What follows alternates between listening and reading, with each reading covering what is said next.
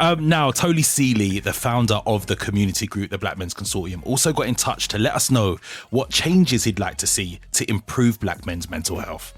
I hope that the government develops and implements a comprehensive strategy to eradicate racism from society and appoint a cabinet-level minister to oversee this. Definitely something that I feel is so important. The next government must prioritise and reform the Mental Health Act because it's really out of date now. It's from 1983. And the government should put an end to hostile environmental policies which harm and exacerbate mental health problems amongst black and brown people, whether that's refugees, asylum seekers, migrants in the UK. This is One Extra Talks with Richie Brave on BBC Radio 1 Extra. Now, that was more from the founder of the Black Men's Consortium, Tony Cealy, sharing some of the improvements he'd like to see in the UK. Now, if you've just tuned in, we are speaking about the importance of community groups and how they support and empower the mental health of black men. I was just speaking with Lloyd Curtis and Errol Thompson, who are part of the Black Men's Consortium. And I'm now joined by two more members of the management team, Sharmone Preddie and Yusif Muhammad. Welcome to the show. Thank you. Thanks. Who should I start with first? Sharmone, let me start with you. What brought you to the community group? Well, basically, similar to what my other men have mentioned, I've done a lot of work in theatre, and that's always scripted. And I was just going through like one of those theatre script stuff, and Tony Cealy's advert came up about doing theatre drama work unscripted, and it was based also around suicide ideation. Sadly, I've had two family members have committed suicide. I'm sorry to hear that. And male and under the age of 30. So it was something that really touched my heart. So that was why I got involved. And ever since that first Monday that I went there in 2019, I'm now one of the committee members. And to me, my Mondays is the BMC. You know, I broke my leg or whatever. I don't care. I will crawl to the BMC. Yeah, and it's an amazing platform because it's given me that scope where what we do, we can break down taboo subjects. Again, whether it's about suicide ideation, suicide in men, about strip and search in young children as young as 8. We touch on those subjects. We touch on domestic violence against men from partners, whether they're male or female.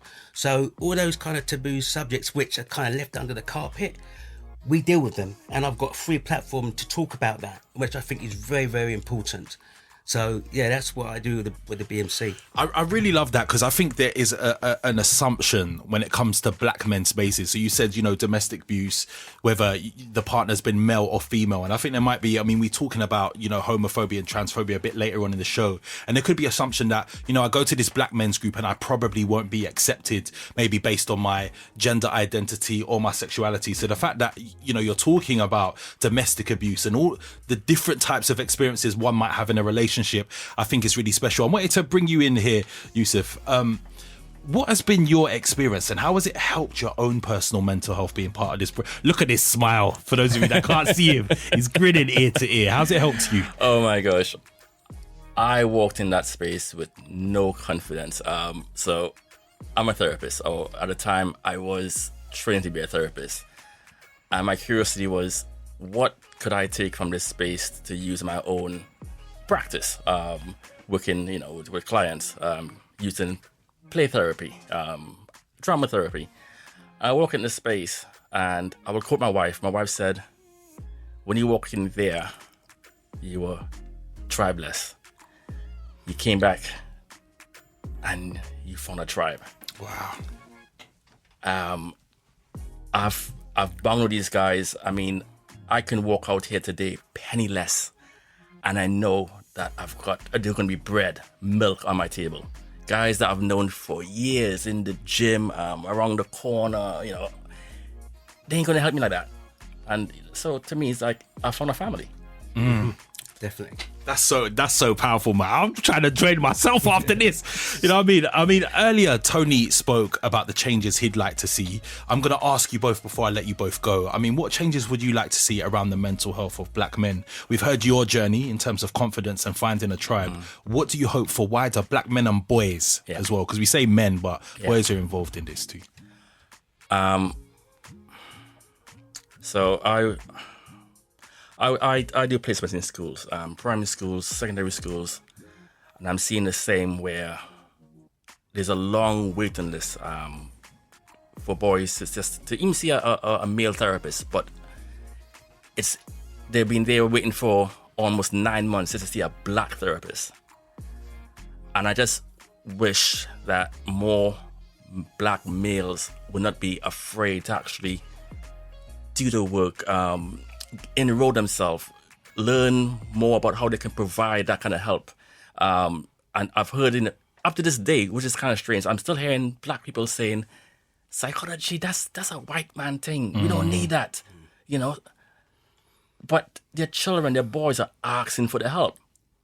So we need a lot more black male therapists. Female therapists as well, yes, but we need a lot of more black male therapists. I mean, black male therapists is only 5% in the UK. Wow. 5%. And then it's even smaller when it's black, right? Definitely, yes. Very much smaller. Yeah, it makes a lot of sense. And Sharmone, finally for you, I mean, what would you like to see change for the mental health of black men and boys?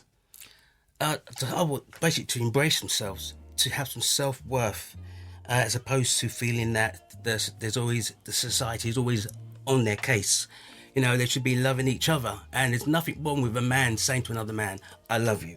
You know what I mean? Embracing them, hugging, kissing, you know, the thing where you have to man up and boys don't cry and all that kind of stuff.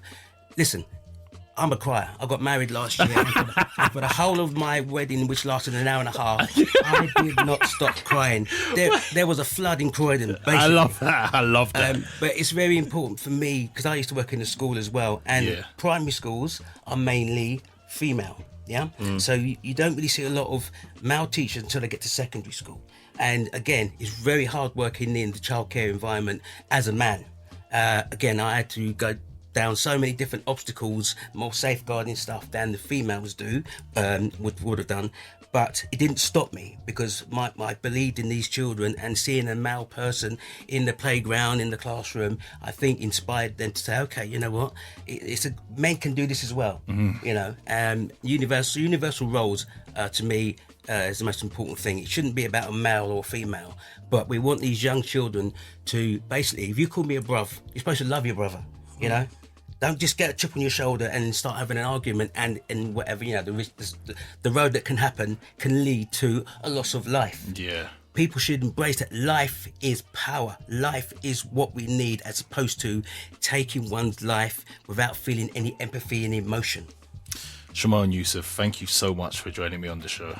Thank you for having the Batman 100 of us. I mean, I keep saying this, I'm so unbelievably touched. I've got, you know, lots of young black boys in my life that, you know, really need to hear that. They also, you know, all of the men that came on this show today have this softness about them that my uncles and my dad have. So I feel like my family are in here today. It is such a special conversation to be able to have.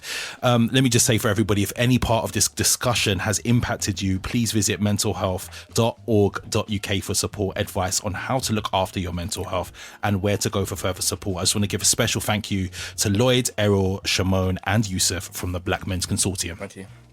It's the best new and under the radar music from across the UK. And tonight, One Extra's back in Brighton. BBC introducing live at the Great Escape. With me, Angel Joseph.